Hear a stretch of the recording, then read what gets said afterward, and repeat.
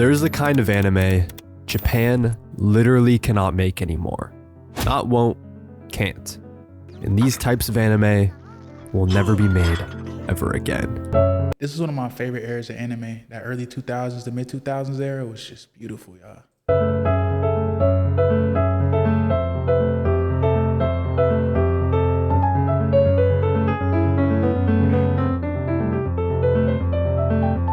The ominous ambiance, the ethereal scenery, the beautiful, grotesque violence is something that Japan cannot produce in the same capacity.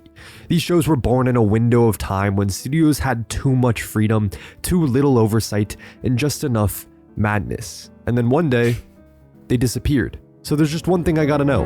What the hell happened to them?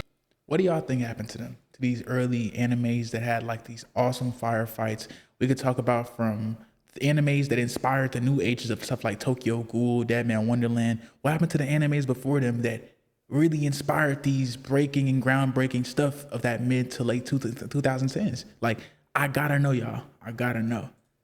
What killed this breed of anime? What changed so drastically that something this bold, this strange, this specific just stopped being made? Why do they feel like relics from another dimension? First, we need to figure out what these shows even were. What were these shows for real? Because we need to understand that. Like, why Protect were these this shows egg. so powerful? Because for me growing up, I used to really be into shows like Deadman Wonderland, the early stuff. People talk about Pokemon, things like that, but I didn't grow up on those. I went straight to the like mature 2000s, the Yu Yu Hakusho shows. I went straight to those, like the Vampire Diaries. I went straight on that timing, bro. I grew up in the real trenches of that stuff. Toonami got us started, and we just went on a field day after that. She thinks it'll hatch into an angel, and maybe that'll fix the emptiness around her. But what happens when someone tries to break that egg? What happens when that egg breaks? What's so gripping from Angel's Egg is its atmosphere. It's how a story with almost no dialogue, only two characters in an ocean of silence can be so distinct. The setting, the ominous music, mixed with how the movie lingers on stills, builds an encompassing eerie tension that made me stew in my own thoughts until I couldn't help but be flooded with questions. That animation is crazy, dog. It's spectacular, one of the most evocative anime I've ever seen. Something like this is only possible because it's an OVA. Now imagine for a second you tried pitching something like this to a modern production I was committee. gonna say, like, OVAs and things like that were a very big time in their own place. Not like they don't make OVAs and stuff anymore, but the concept of genuine OVAs to breach and grow and like almost shake the grounds of what creativity is, they're not happening like that no more. They're not even going like, even if y'all, I'll tell y'all, I'll bet y'all, if y'all go and look up the 1990s version of like Hunter x Hunter, that art style, that overlay, that was probably the last time something mainstream had that type of feeling that the old classic OVAs used to have, dog. We in a different era, man, where it feels as if like things are changing and we're almost here gripping on the little semblance of what the past was instead of even trying to bring out our own new style. It's crazy. And they'd look at you like you were insane. But that's the thing. OVAs weren't built for mass appeal. They weren't meant to fill airtime or rake in box office numbers, because OVAs were designed to be bought physically before anyone ever saw a single frame. No TV broadcasts, no theatrical runs, just straight to VHS. And that gave creators a rare kind of freedom to make something stranger, slower, more specific, designed for a niche audience, with no time slots to fill, no censors to please, no runtime restrictions to worry about. It was just a God, Fooly Cooley, man, what a classic! Oh my goodness, bro, real throwback energy, bro. And that was the passion that was in a lot of these OVAs, bro, because people forget that at the beginning of these storylines, you're just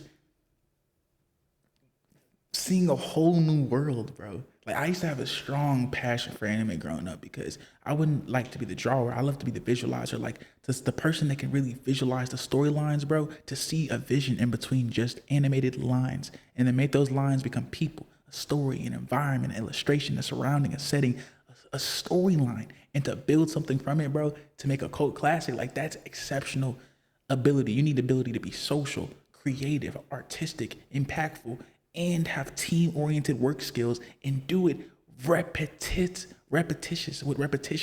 to do it consistently, to do it over and over and over again till you 24 episodes deep. It's crazy, bro. it's just I have such a strong passion for creativity, dog. Because creativity in this new era feels as if it's on its last leg sometimes, and at other times it feels like it's the racehorse at the end that somehow still runs off and makes first place. It's just so mistreated. I think creativity on a large scale is just so disrespected in this modern era. It's just crazy to think about sometimes. And life lessons. Nothing groundbreaking here. But here's the thing, it didn't really need to be. Back then, you would get this type of joke. You son of a... Now, you get something along the lines of this.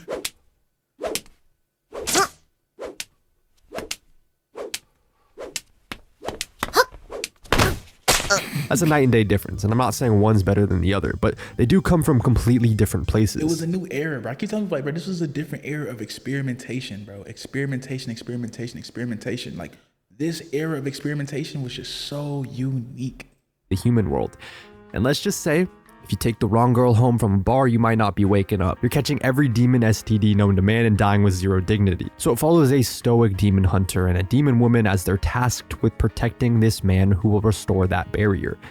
It's sleazy, it's stylish, it's a little fucking sexual, but I gotta be honest, there's still something cool about it. Not because of the weird sex pest energy, but because it's bold. It was made with an audience in mind that doesn't really exist anymore. An audience that wanted violence, horniness, and some of the sickest hand-drawn animation you've ever seen.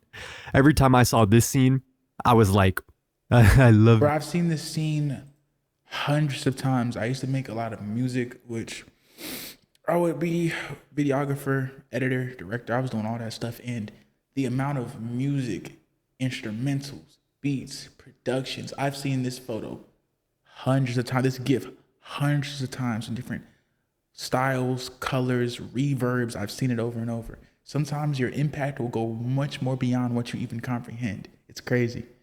The stupid car man. Now there's one more type of OVA that we need to talk about. I'm talking about OVAs born from early hype. When a manga was so gassed out of the gate, studios couldn't wait. They just had to cash in, even if it meant rushing out tiny half-baked adaptations way before the story was ready.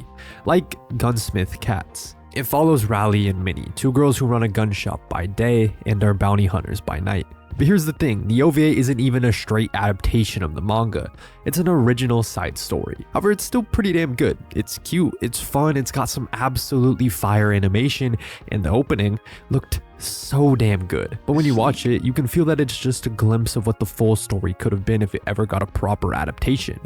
Then there's also Yokohama Shopping Log, a quiet, reflective series set after humanity's decline in a post-cataclysmic world. It just follows a robot girl, living peacefully among the remnants of a fading world. It's cozy, it's slow, it's the anime equivalent of sitting on a porch with a cup of tea and watching the sunset.